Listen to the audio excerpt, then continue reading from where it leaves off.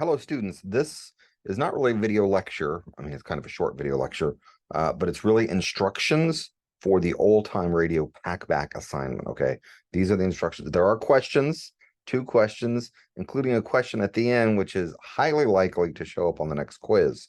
So it's two questions, but it's not really a video lecture. It's just instructions on the packback assignment.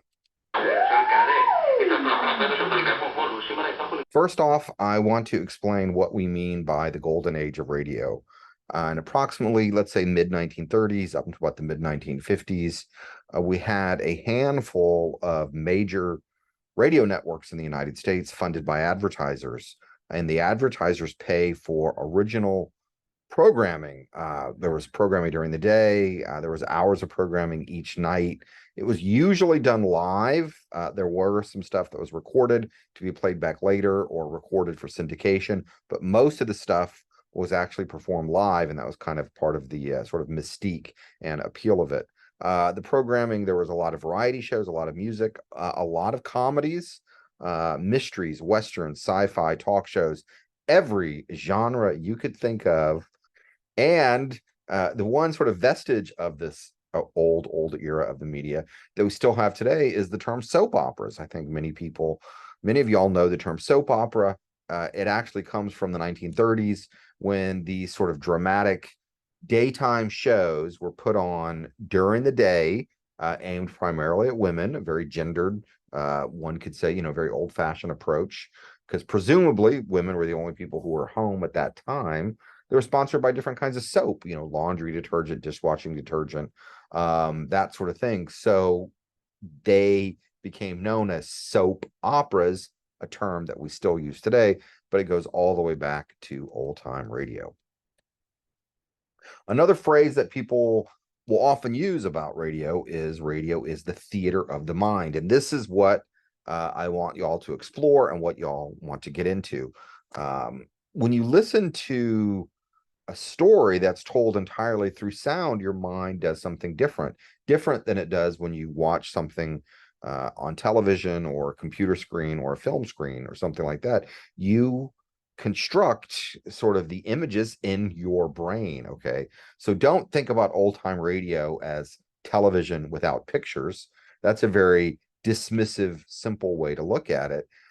Old time radio is its own thing. The people who are creating these audio stories did not see themselves as working within a limitation. Rather than seeing themselves as we have to tell a story, but we can't use images, they were looking at the positive. What are all the things that we can do by using only sound? Okay. Now I'm going to play for you an audio recording. It's actually pretty famous. Trust me on this. It's pretty famous, by a comedian. His name is Stan Freberg. And he did this spot to encourage people and encourage advertisers really to, hey, let's still advertise on radio. Even though television was becoming the dominant medium of the day, radio still wanted people to advertise on it, and radio still wanted that money. So he does this little skit, which is actually brilliant, to kind of illustrate the power of the theater of the mind. Here we go. Stan Freberg, Who Listens to Radio? Radio? Why should I advertise on radio? There's nothing to look at, no pictures. Listen, you can do things on radio you couldn't possibly do on TV. That'll be the day. All right, watch this. Okay, people, and now when I give you the cue, I want the 700-foot mountain of whipped cream to roll into Lake Michigan, which has been drained and filled with hot chocolate. Then the Royal Canadian Air Force will fly overhead towing a 10-ton maraschino cherry, which will be dropped into the whipped cream to the cheering of 25,000 extras. All right, cue the mountain.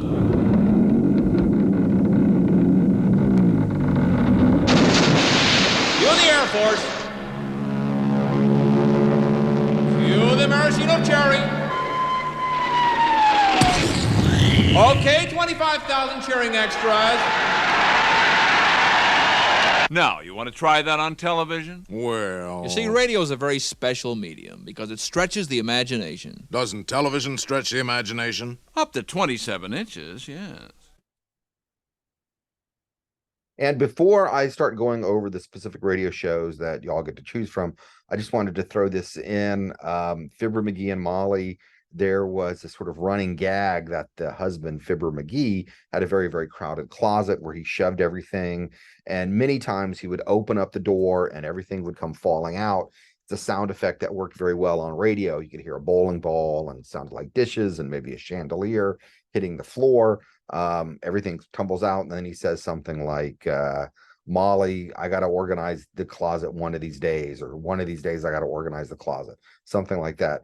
That was so famous. You know, I grew up a little bit 80s, but mostly 1970s. I knew that routine in the 1970s, even though the show had been off the air for like 30 years. So that's how popular this was. The Fibber McGee and Molly crowded closet sound effect was very big and illustrates what you can do when you can only tell stories through sound. Okay, here's the assignment. Here's what I want y'all to do for this old time radio OTR pack back assignment. Okay, pick one episode from this list. Okay, in the corresponding document, I have links, multiple links. You can get an MP3 of the show. You can find a streaming version of the show if you like. Okay, I'm gonna try and talk fast because I want to cover all this information. Fibber, McGee, and Molly was a situation comedy.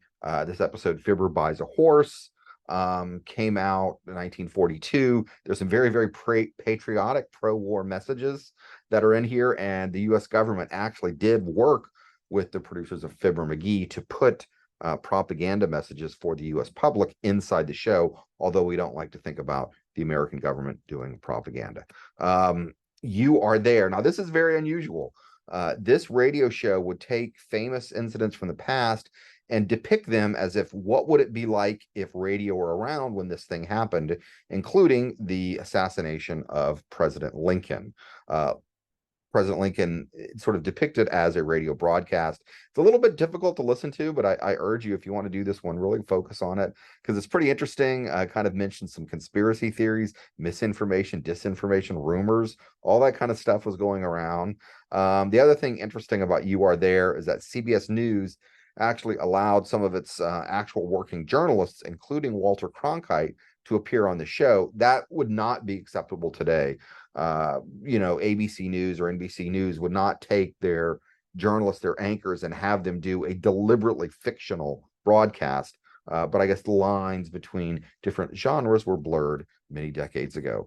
Quiet Please. This is a good one for Halloween. If you like scary stuff, this is weird, man. I'm telling you, I listened to this when I was driving to Las Vegas a couple of years ago in the desert.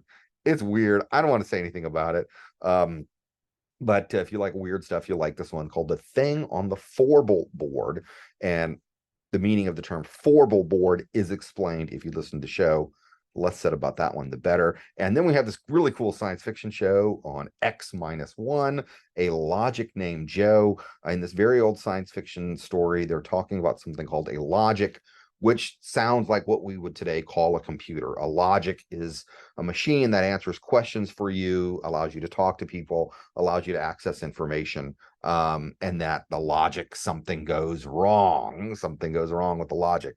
But if you like science fiction, I encourage you to listen to that. And all of these are 30 minutes at most, maybe less than 30 minutes. So you should have fun, and it's not going to be a major investment of time.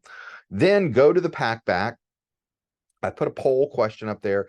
Just all you have to do is pick the show that you listen to and then respond. You know, maybe you write a paragraph. You can write more if you want, but write at least a paragraph because you have to get that minimum curiosity score of 50.